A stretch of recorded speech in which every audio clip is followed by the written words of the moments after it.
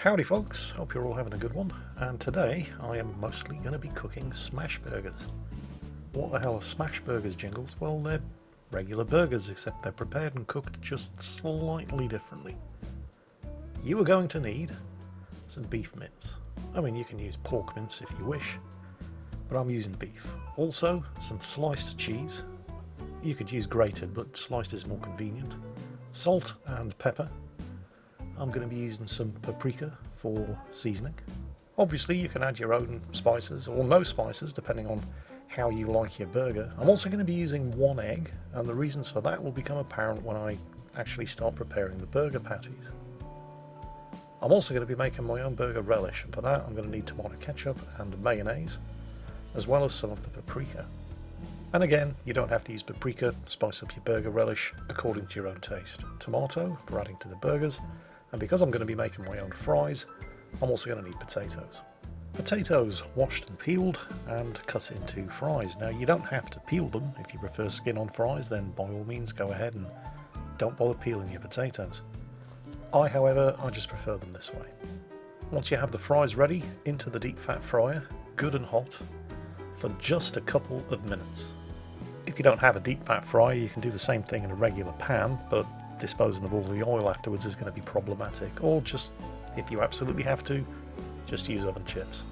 I guarantee you, however, these are going to taste a lot better. You're going to be frying these for 2-3 minutes at the most, or until they just start to turn crispy and brown around the edges. And there's a reason for this. We're not going to fry them all the way through. Yeah, those are about right. Next, line a tray with kitchen towels, and for God's sake, wear oven gloves for this, because that frying basket is going to be really hot. Pour the fries out onto the kitchen towel lined tray. This is going to absorb all of the excess fat. Spread them around nice and evenly. And then we're going to take this tray and we're going to put it in the freezer for at least an hour. The reason we're freezing the fries is because we want ice crystals to form inside them, so that when we do fry them up later, they're going to be extra fluffy on the inside. Next, it's time for the burger relish, and this really is simplicity itself and almost impossible to get wrong.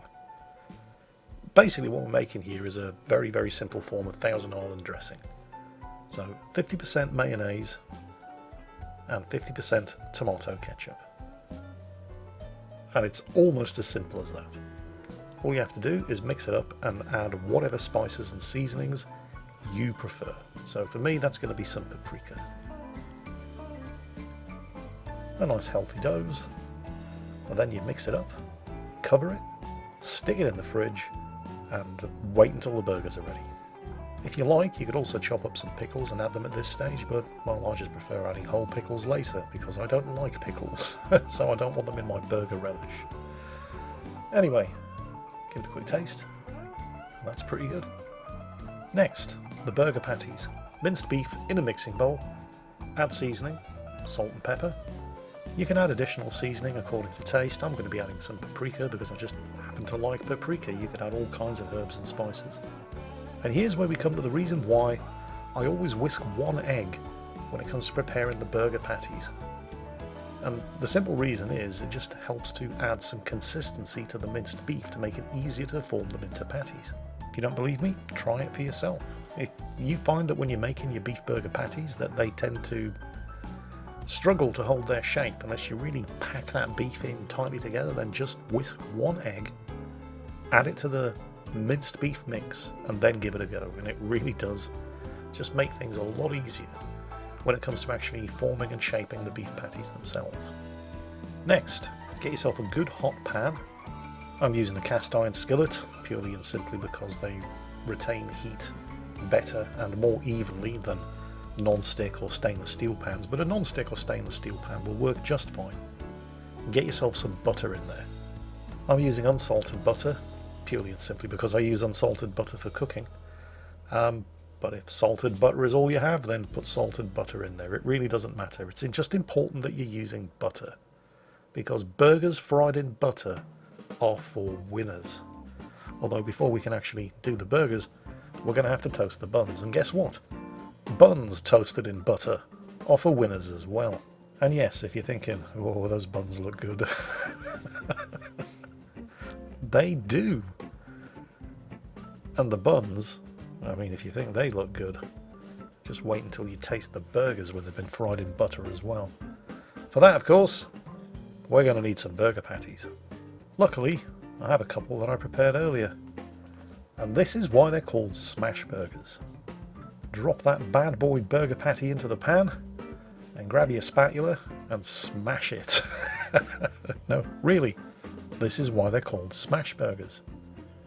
You really want to flatten that burger far more than you would a normal burger. Now, how easy this is going to be is going to depend on what kind of spatula you're using. If you're using something like this, it'll be a bit easier, but also how big your pan is. And you may find that it becomes a little easier if you get something like a rolling pin, for example, in order to press that spatula down. You really want to flatten the whole burger down, but pay particular attention to the edges. You want to try to get those as flat as possible so that they cook through and you get this crispy edged burger. I seem to have lost a bit. It'll be fine. We'll just stick it back on and smash it down. That's why they're called smash burgers. This, by the way, would probably be a very good time to take your fries out of the freezer and get them back into a blistering hot deep fat fryer. Oh, and I probably should have mentioned this earlier. If you're thinking that looks like a lot of smoke, you're right, it is. Make sure you've got a lot of ventilation. If you have an extractor, turn it on at least 10 minutes before to get those convection currents working in the air. And if you have a door or a window that opens to the outside, open them, or get used to the sound of your smoke alarm going off. Once one side of this burger is done, and ideally you really should be cooking first one side all the way through and then the other, but once one side of the burger is done, we're going to flip it, and while the other side of the burger is cooking all the way through, we're going to add a slice of cheese to the top of the burger, and it's going to cook and melt as the burger is finishing cooking. This way you don't have to worry about going to the extra trouble of putting your burger under a grill after it's finished cooking just in order to melt the cheese. While that burger's finishing cooking on the other side and the cheese is melting, I've added some of my homemade burger relish to the pre-toasted buns, and nearly. There we go. Next, decorate your burger. I'm keeping it simple. I believe that if you have more than 3 toppings on a burger, you've overdone it. So, tomatoes, cheese, pickles. Take the fries out of the fryer, get them into a bowl, preferably one lined with kitchen towels to absorb any excess fat. Give them a taste if you must. Add some salt if they require it. They probably will.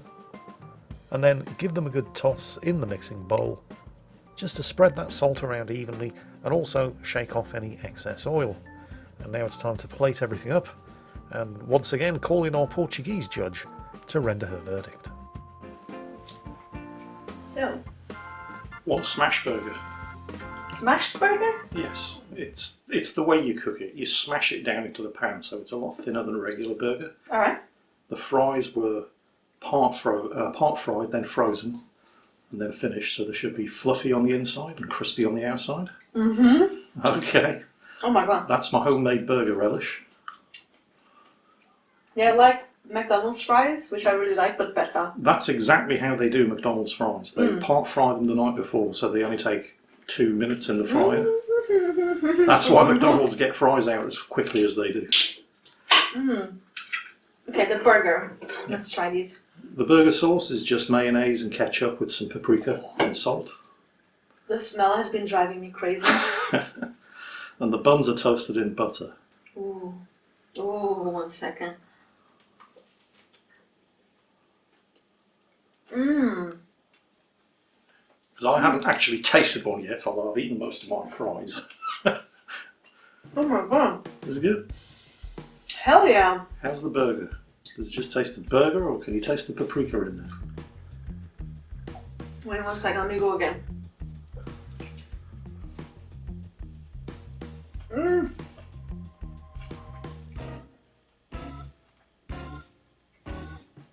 There's just so many flavors.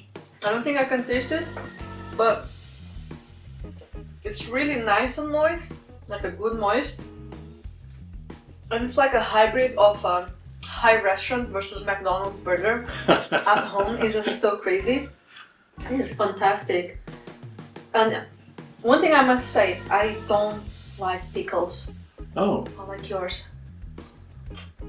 okay. I like your pickles a lot. Fair enough. This morning I finished those pickled onions you made. Yes, I was going to add those pickled red onions, but then somebody appeared to have eaten them. so it's just burger buns toasted in butter, homemade burger relish, which is just tomato ketchup, mayonnaise and paprika with some salt. The burger, which was smashed at a very high temperature in a cast iron skillet and fried in butter as well. So there should be a very rich flavour in there, and then topped off with some Gouda cheese. Gouda? I was about to ask. Yeah, the cheese really complements. Yeah. Some pickles and some tomatoes. Nice and drapey. So, oh my god, it's amazing. So that one's a success. It's the first time I've ever made my own burgers. Normally I just buy them from the supermarket and stick them under the grill for 15 minutes. And they're good. But I think this is the way ahead. I must say, every time I ask my mom, like, can we go to McDonald's? And when she came with the we have it at home answer, I wish the at home tasted like this. If it tasted like this, I would not be upset at all. Yeah.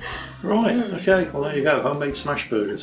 They appear to be a success, and they're really simple and cheap to make. So enjoy.